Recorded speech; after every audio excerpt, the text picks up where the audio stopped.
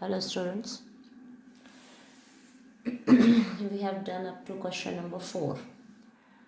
Now we are going to start question number 5. Question number 5 की जो statement है उसे आप सुनिए और करने से पहले आप 2-3 बार क्वेश्चन की स्टेटमेंट को पढ़ेंगे भी। क्वेश्चन की स्टेटमेंट को पढ़ने की आदत होनी चाहिए आपको, तो अपने टेक्स्ट बुक से इसको आप पढ़ेंगे।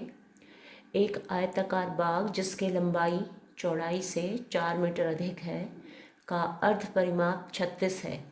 बाग की विमाएं ज्ञात कीजिए। और इंग्लिश में है half the perimeter of rectangular garden whose length is 4 meter more than its width is 36 meter. Find the dimensions of the garden. बाग की यानी कि गार्डन की जो डायमेंशंस हैं, विमाएं हैं, वो हमको निकालनी है। तो इसमें हम क्या करेंगे, सबसे पहले जो हमें निकालना है वही हम एज्यूम कर लेंगे। This is question number 5। तो यहाँ हम लिखेंगे आयताकार बाग की लंबाई। आयताकार बाग की लंबाई जो हमें फाइंड आउट करना होता है वही हम एज्यूम करके चलते हैं। तो इसको हमने एज्यूम कर लिया कि x मीटर है, तथा आयताकार बाग की चौड़ाई हमने मान ली y मीटर। नाउ प्रश्नानुसार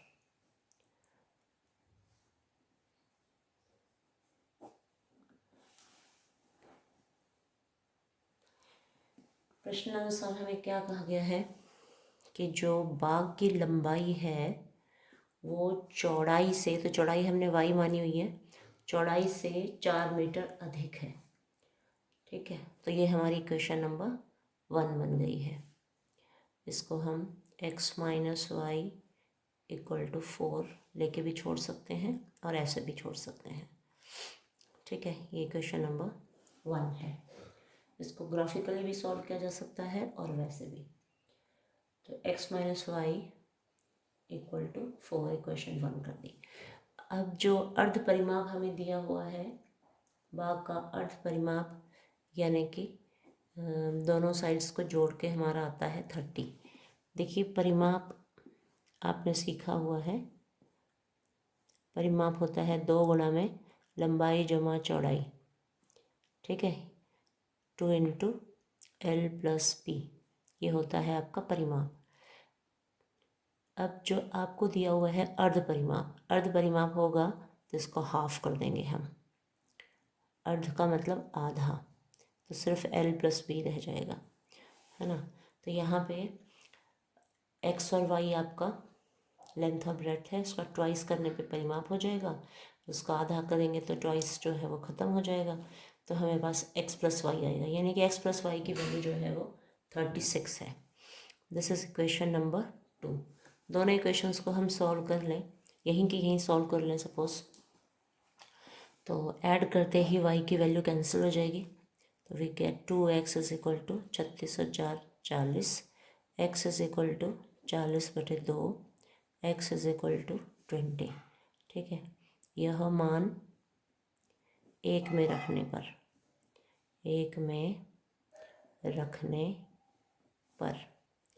तो 1 है आपकी x minus Y equal to 4। x की वैल्यू यहाँ 20 पुट कर दी, minus Y is equal to 4, 20 minus 4 is equal to Y, 20 में से 4 माइनस किया तो 16। तो इस प्रकार ये आपका आंसर जो है ये आ गया। ठीक है, x आपका 20 आया और y आपका 16 आया।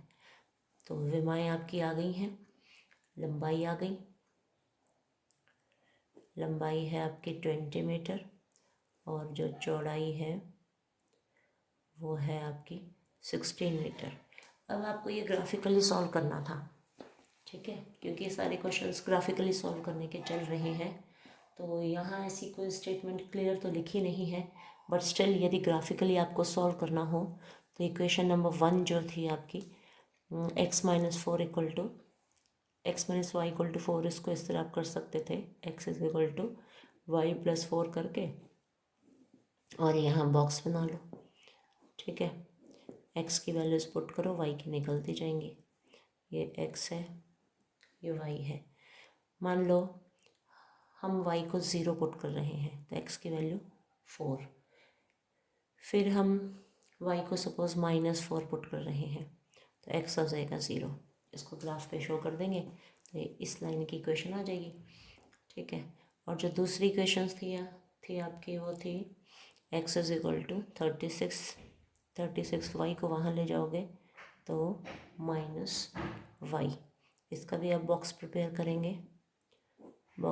करेंगे तो क्या मिलेगा आपको, एक्स की वैल्यू मान लो आप पुट कर लो यहाँ पे 18 पुट कर लो, वाई की वैल्यू पुट करनी पड़ेगी ना, क्योंकि एक्स की निकल रही है। तो वाई की वैल्यू 18 पुट करी, 36 में 18 माइनस किया तो 18 आ जाएगा। और दूसरी वैल्यू वाई की मान लो आप 20 पुट कर लेते हो तो यहाँ आपका 16 आ जाएगा, क्योंकि 36 में से 20 घटाओगे तो 16 बचेगा। तो इसको आप ग्राफ पे शो करोगे, दोनों लाइंस जहाँ कटेंगी इंटरसेक्टिंग पॉइंट आपको आंसर शो कर देगा। तो वो 20 और 16 पे कटेगा। ठीक है, एक्स की वैल्यू 20 होगी और वाई की वैल्यू 16 आपको दिखाई देगी। ये आप ग्राफ खुद बनाएंगे। ठीक है, और मैंने इसको सिंपल मेथड से कर दिया है, एलिमिनेशन मेथड से सॉल्व किया है मैंने इसको। ठीक है, इक्वेशन बना ली कि जो लंबाई थी वो चौड़ाई से 4 अधिक, और अर्ध परिमाप जो है वो 36 है। तो परिमाप का याद आपको समझ में आ गया होगा, परिमाप का सूत्र होता है 2 गुणे में लंबाई जमा चौड़ाई। अब अर्ध परिमाप कहा है तो आधा कर देंगे, 2 से भाग करते ही लंबाई जमा चौड़ाई ही रह जाएगी। तो लंबाई जमा चौड़ाई जो है वो हमें 36 दी हुई है। ठीक है, इस प्रकार ये 2 इक्वेशन हमें मिलती हैं। तो यहाँ पे माइनस वाई है, यहाँ प्लस वाई है, एक नेगेटिव एक पॉजिटिव, जोड़ते ही ख़त्म हो जाएगा वाई तो, और इनको जोड़ते ही 2x हो गया। ठीक है, और 36 और 4 को जोड़ा तो 40, तो एक्स की वैल्यू 40/2 और एक्स की वैल्यू तो जो कट करके 2 से काटा हमने इसको तो ये 20 आ गई। 20 एक्स की वैल्यू को हमने पुट किया तो इक्वेशन नंबर 1 में पुट कर दिया तो वाई की वैल्यू 16 आ गई। इस प्रकार ये हो गया। Now question number 6। Question number 6 में क्या है, एक रैखिक समीकरण 2x + 3y - 8 = 0 दी गई है। दो चरों में एक ऐसी और रैखिक समीकरण लिखिए ताकि प्राप्त युग्म का ज्यामितीय निरूपण, जैसा कि प्रतिच्छेद करती रेखाएं हों, समांतर हों, समपाती हों। ठीक है, और इंग्लिश मीडियम में क्या लिखा हुआ है, गिवन लीनियर इक्वेशन है and we have to write another linear equation in 2 variables such that the geometrical representation of the pairs of formed is intersecting lines, parallel lines and coincident lines। तो इसमें तो आप अनेकों example दे सकते हैं। जैसे कि फर्स्ट केस आपको दिया हुआ है प्रतिच्छेद का, प्रतिच्छेदी रेखाएं, प्रतिच्छेदी रेखाएं होने के लिए क्या सिचुएशन होती है, पहले तो आपको वो करना, रेखाएं प्रतिच्छेदी आनी चाहिए। और जो एक इक्वेशन है वो आपको 2x + 3y - 8 = 0 दी हुई है। तो a1 b1 c1 तो हमें दिया हुआ है यहाँ पे। ठीक है, अब जो इम्पोर्टेंट कंडीशन है उसके लिए आवश्यक क्या होता है कि a1/a2 is not equal to b1/b2 is not equal to c1/c2 आना चाहिए। a1 b1 c1 हमें दिया हुआ है तो हम यहाँ लिख सकते हैं a1 है हमारे पास 2, ठीक है, और जो b1 है वो हमें दिया हुआ है 3, b2 हमें फाइंड आउट करना है, और जो c1 है वो दिया हुआ है -8, c2 हमें फाइंड आउट करनी है। ठीक है, तो a1 a2 b2 हम कुछ भी लिख सकते हैं यहाँ पे। जो a2 है इसको हम 3 लिख लें, है ना, तो अतः हम क्या लिख सकते हैं, a2 को लिख लें 3, b2 को लिख लें तो 2/3 बन जाएगा ना, और b2 को मान लो हम 2 लिख लें तो 3/2। ठीक है, और फिर c2 है C2 को मान लो हम 1 ही लिख लेते हैं तो अलग ही आएगा ना, तीनों अलग अलग हो जाएंगे। ठीक है, जो आवश्यक कंडीशन तो ये है।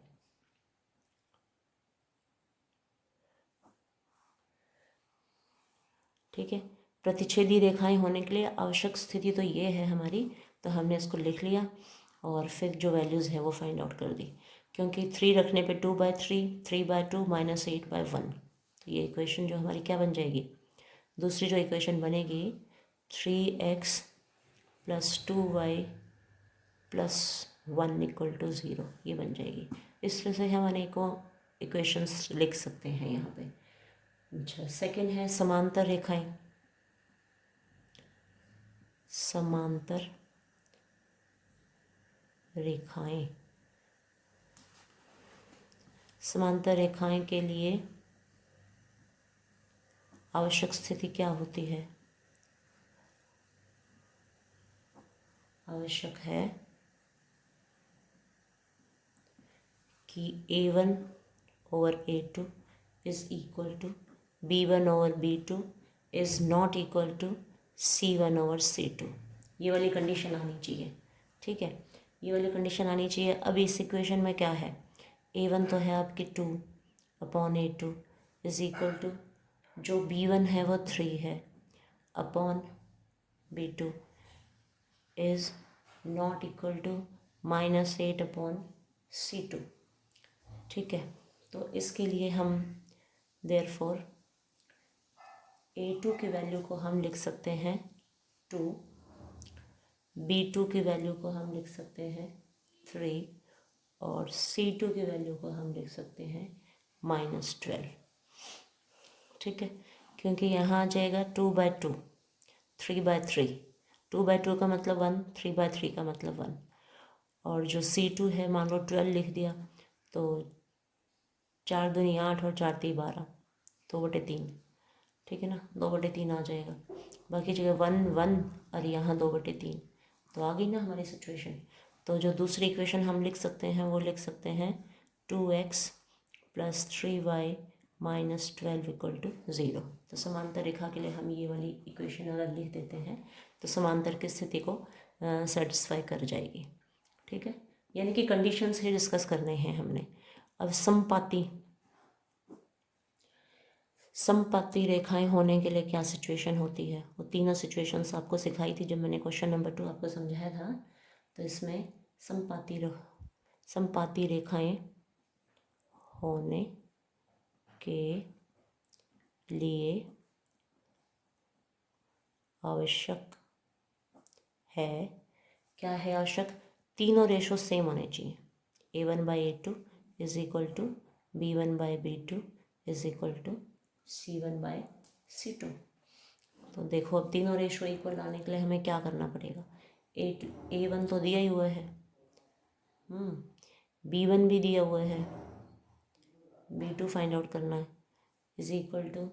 जो C1 है वो भी हमें दिया हुआ है ना। तो उसके लिए हमें अब A2 क्या रखना पड़ेगा, A2 को मान लो हम 4 रख लें, B2 को मान लो 6 रख लें, C2 को मान लो 16 रख लें। ठीक है, तो उसमें क्या बन जाएगा, सारी इक्वेशंस जो हैं ये रेशो जो हैं सेम हो जाएंगे, 2/4, 3/6 और -8/16 कैंसिल होकर के ये सारे के सारे क्या बन जाएंगे, 1/2, 1/2 एंड ये भी 1/2, यानी कि ये -16 रखना पड़ेगा ताकि -8 और -16 कैंसिल होके 1/2 आ जाए।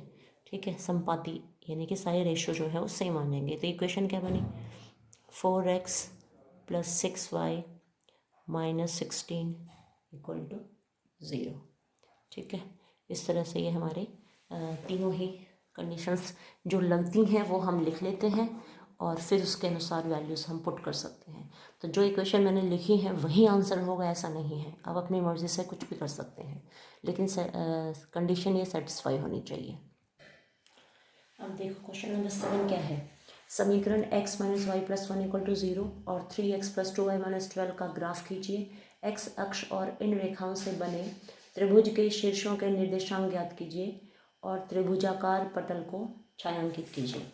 यानी कि दोनों इक्वेशंस की हेल्प से हमको क्या करना है, ग्राफ बनाना है, ठीक है। इंग्लिश में देखो, draw the graph of equations this and this, ये दो इक्वेशंस हैं, इसका ग्राफ बनाना है। Determine the coordinates of the vertices of the triangle formed by these lines.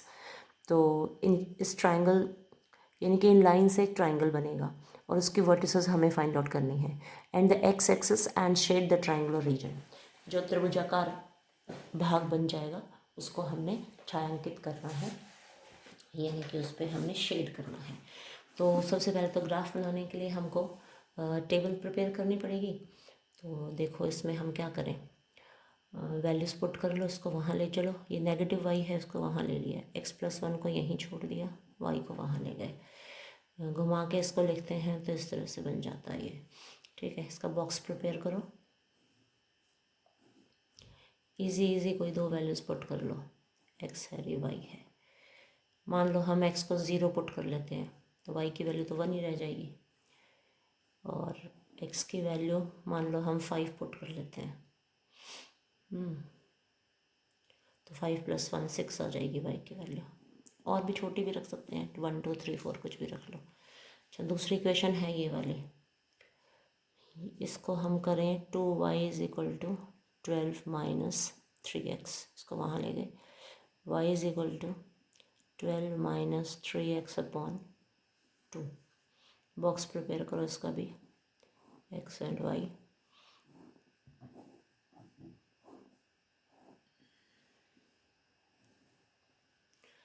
अब देखो, मान लो हम x की वैल्यू यहाँ 4 पुट कर लेते हैं, तो 3 4 = 12, 12 में से 12 गए 0, तो y की वैल्यू तो 0 आ जाती है। x की वैल्यू 4 पुट करते ही 3 4 = 12, 12 में से 12 गए 0, तो 0/2 का मतलब 0 है। फिर x की वैल्यू मान लो 0 रख लें, 0 रखोगे तो ये तो 0 हो जाएगा, 12/2 जो है वो हमारा 6 आ जाएगा। बस इसकी हेल्प से दोनों पॉइंट्स को अब ड्रॉ कर दो, 2 पॉइंट्स आते ही इसका ग्राफ बना दो।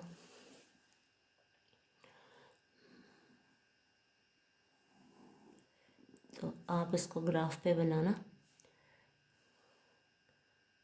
जैसे y की वैल्यू 6 5 4 3 2 1, और ये 0 यहाँ कर रही हूँ मैं, ठीक है।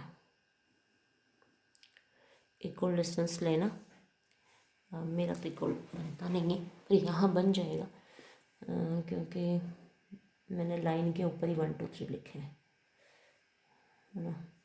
तो -1 -2 -3 -4 -5, ये y डैश है, ये y, यहाँ पे पॉजिटिव वैल्यूज़ हैं सारी ऊपर, ये नेगेटिव वैल्यूज़। अब ये वाला डिस्टेंस इक्वल नहीं आएगा मेरा, अंदाजे से ही होगा, 1 2 3 4 5 6, ये है आपका x। यहाँ माइनस की वैल्यूज़ होंगे x की, -1 -2 -3 -4 एंड ये -5। अब 0 1, x 0 है, y 1 है, तो x 0 तो यहाँ आ गया, y 1, तो यहाँ हम लिख देंगे 0 and 1। x 5 है, y 6 है, तो इसके सीध में चले जाएंगे, 5 के सीध में 6 तक पहुँचना है हमारे को, ये है मान लो x है 5, y है 6। हमेशा x की वैल्यूज़ पहले लिखी जाती हैं, y की वैल्यू बाद में लिखी जाती हैं। तो ये इसको स्केल लेके अब जॉइन कर देना, ठीक है, जोड़ देना इसको स्केल से।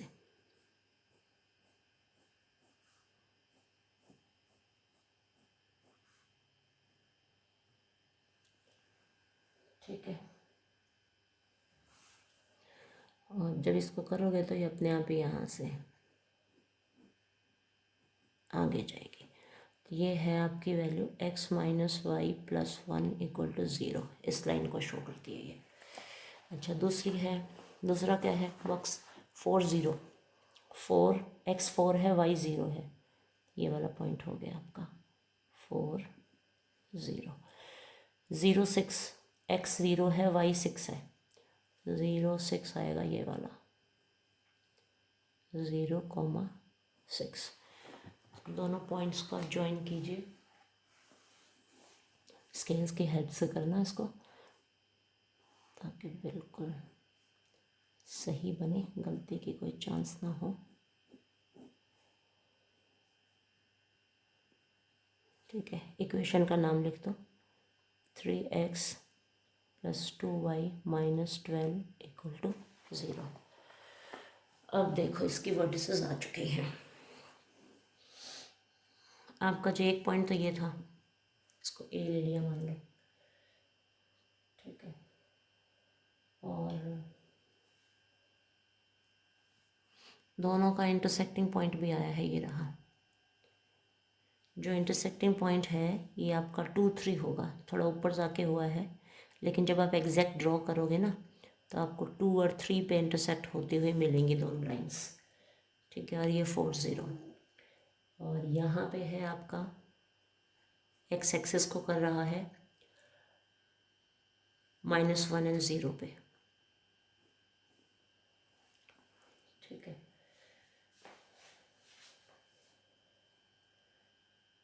तो इसको मान लो हम P लिख लें, इस पॉइंट को मान लो हम Q नाम दे दें, P Q, और तीसरा पॉइंट है हमारा C, P Q C। ये हमारा ट्रायंगल हो गया, छायांकित भाग हो गया। त्रिभुज पी क्यू सी जो है, त्रिभुज पी क्यू सी का छायांकित भाग जो है ग्राफ में हम यहाँ पे कर सकते हैं, इसको शेड कर सकते हैं इस तरह से।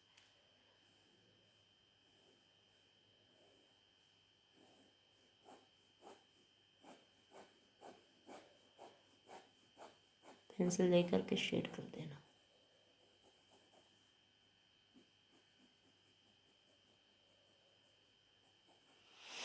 ठीक है, तो कुछ हमने कोई विशेष कुछ भी नहीं किया। ये लाइन ली, ये लाइन आ गई, ये लाइन आ गई, दोनों लाइन जहाँ काट रही हैं एक्स एक्सिस के साथ जो बन रहा है ना, क्योंकि जो पॉइंट था वो तो यहाँ तक ही आया था, लेकिन ये लाइन एक्स एक्सिस को यहाँ पे काट रही है -1, 0 पे।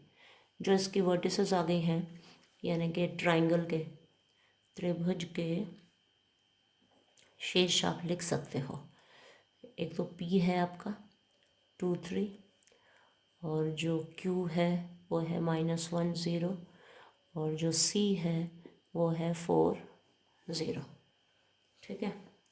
हाँ, त्रिभुज के शीर्ष, तो त्रिभुज आपको PQC, त्रिभुज PQC का छायांकित भाग आपको दिखा रहा है, ठीक है। शीर्ष भी लिख दिए हमने, त्रिभुज भी दिखा दिया। और ए भी, ये जो है हमारा एक्स अक्ष है, एक्स अक्ष, ठीक है।